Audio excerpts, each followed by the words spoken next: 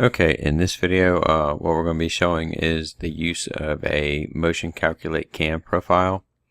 What this instruction does is it allows you to actually build a cam, a axis cam, to be used in either a time cam or either a position cam instruction. So, and this is so you don't have to actually, continuously write different cams or have different cams set up in your program. You can actually just like pre-build them and then have them not pre-build them, but like you can have them have different parameters set in them and swap back and forth. And this is like, again, so let me just briefly go through it. So the first is the motion instruction, or the motion control, which is basically your axis tag, right? That's really all that is. The second element is your cam. This is the cam that you're going to actually be building, and so therefore this is an actual cam, but it's not a cam profile. So meaning this is what you will actually be throwing values in to be loaded into your cam profile, and this cam profile will be used for either your time cam or your position cam. So just note that this cam right here, this is basically and it has to match the at least the length that you're going to be using. I prefer, my best practice is that I match my cam with my cam profile that I'm trying to actually load, because at any given time you're liable to load every bit of that cam profile. So in this with that statement said, I have let's see, up to, let's see, I believe it's 360. Yeah, 360 points on my array, and there's 360 points on this array as well for the cam profile. So I can go up to the length of 360 to build my cam if I wanted to. Real short and sweet, what I've done is, and again, this is the logic that we built off in the Servo Motion Mastery course, the original Servo Motion Mastery course. If some of this looks familiar for those that took that course, then this is what that's built off of. All I did was add this section in and add a couple more sections in and tie it with real-world IO to kind of show you, a few different elements. I've added those videos and other videos in either Servo Motion Mastery or Advanced Servo Motion Mastery, so that those will be providing those students with all the videos that pertain to the logic I've added. So without further ado, what I'd like to do is talk about this control, right? So again, this allows you to build it and actually load it into a profile. So a lot of people would think that you can just build a cam array and just like move it into a cam as you would, right? Well, you can't actually do that. You have to actually use this motion calculate cam. So what I've done here below, and I'll just briefly describe this, is I'm using a real world input, basically just a selector switch, and I'm loading in set values into my first position, second position, and third position in my cam. So in this cam right here, and then I'm doing the same thing in the second one. I'm saying, well, if the switch is off, I want to load these values into that, and then I'll go ahead and then we'll go ahead and latch in and unlatch the build 1 or build 2 or build 0 or build 1 bits to actually initiate the MCCP, which is again the motion calculate cam profile.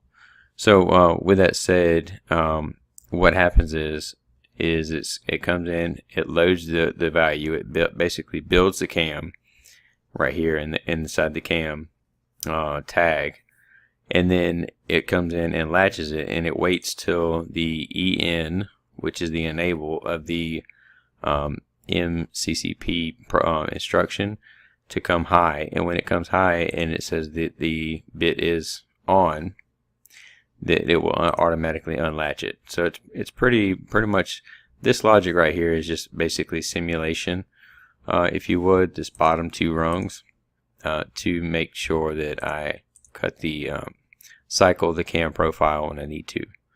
So let me show you what that looks like. So the cam itself, if I actually change the button back, or the toggle switch back and forth, you can see that the cam itself changes. Now that doesn't necessarily mean that the cam profile changed, just the cam changed, right? So if you did not actually instruct the cam to, or the motion calculate cam profile instruction to fire, then it's not going to load that in there. And if you're not firing correctly, it's going to error out. So let me show you that it is properly working. And you see that it is changing my cam. So it's loading in different values and it's doing exactly what it's supposed to be doing.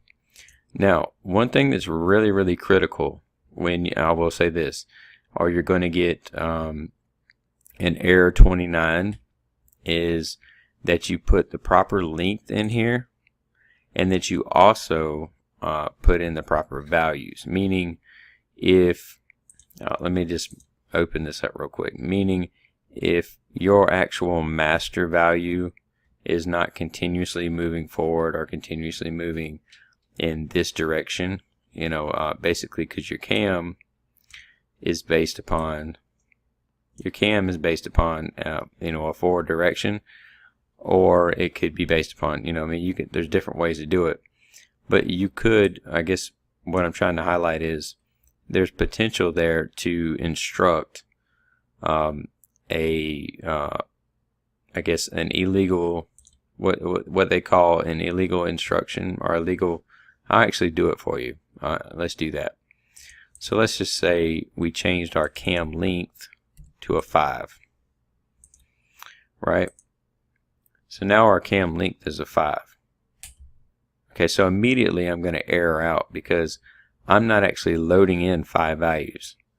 So if I go to this instruction and I say, okay, well, what error did I get? I got the extended error of 29. Okay, well that's easily determined, right? So we can just go up to instruction help, come down, we widen this up, go all the way down to the bottom, go to your motion error codes, and again we're looking for 29, right? Alright, so we found it, right? 29. You have an illegal order of cam elements. So illegal cam order. So that means that I'm not actually producing data that I can load in there. So a lot of times that vague of an, I guess, it's kind of vague what they tell you in that help file right there, that you can misinterpret that several different ways. All I'm trying to say is basically, if you have the proper length, like whatever you're trying to build, if you build it to the proper length, then it will work properly. Meaning, if you have data to go in there and it flows the correct direction, it will work.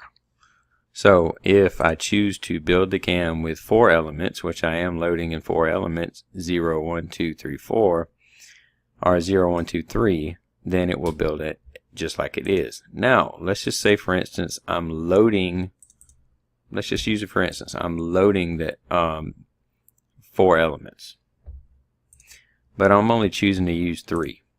Okay, so what are we going to do now? Is it going to error out, or is it actually going to work? It's going to work, because it's just not going to use that last value, right? Actually, in this case, it still did. But if I shrunk it down, let's see, shrunk it down even further, and seen my produced, so you see, now my cam up here is still changing, right? See my cam still changing? That doesn't mean that it's transmitting the data to my cam profile. See, I'm only transmitting 2 things. So if I change it back to 3, the length of the array that I want to actually change out, right, or that I want to supplement, then let's make sure the cam itself is still changing, because we are actually still throwing data in all these parts, right? 1, 2, and 3. Now the cam profile is not actually changing all 4 elements, because of the fact that we are only choosing to load 3. So hopefully that makes sense. Hopefully that kind of ties that into produce the proper you know, as far as the teachings and stuff, you know, as far as producing a good understanding. So just keep in mind, if you're producing, or if you're building a cam and you're coming up here and you're actually instructing your MCCP to do the function, just because your cam is changing does not mean your cam profile is changing unless you instruct it to change that depth. Again, you know, it has to be, the length has to be correct, and it can't be over the amount either. It has to be set to the proper amount, or else you're going to get an illegal order of operations. So again, this is just a introduction and to show you how it works. What I'd like to do on the next video, and what I will do, is explain what each one of these elements are. So again, this will be in the very next segment of this module, of this training module. I just wanted to actually show you and introduce you to, you know, how to actually use this MCCP. It's a very, very powerful tool. It's used very widely through servo controls. So, but this is an advanced part, so this is why it's in the advanced course. So I would just want to end the video, because you know, we can go ahead and pick up, and I can come back and describe exactly what each one of these are and how I built them, and how I came to actually show, be able to get to this point and show you how it works. This is a very, very simple setup. Don't get me wrong. I don't want to make it too complex, because I want to give a good, solid understanding before I take it any further. So again, we'll pick up on the next video, and we'll keep on going with the training. Thank you again, and thanks for the support, and thanks for being part of the course.